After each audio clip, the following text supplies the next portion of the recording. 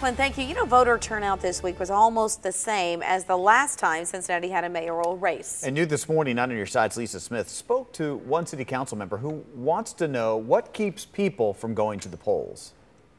Cincinnati voters went to the polls to pick up mayor and city council this week.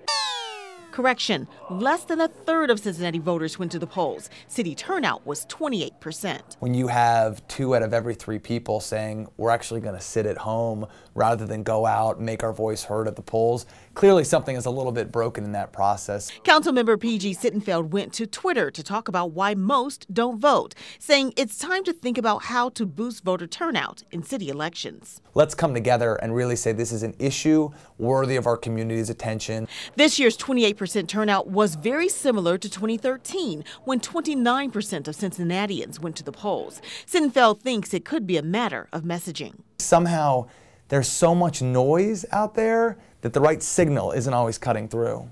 When it comes to getting people to the polls in an off-year election, sometimes it takes a highly contested issue. Issues in the past that we've had, like the marijuana issue in 2015, drove more voters to the polls. But this year's statewide issues didn't seem to move the needle. Actually, I don't necessarily think it's a jadedness. I don't. But he's willing to start the dialogue. Lisa Smith, 9 on Your Side. You know, as far as access to the polls, early voting and online voter registration does help, but Hamilton County Board of Elections director says that it hasn't increased voting.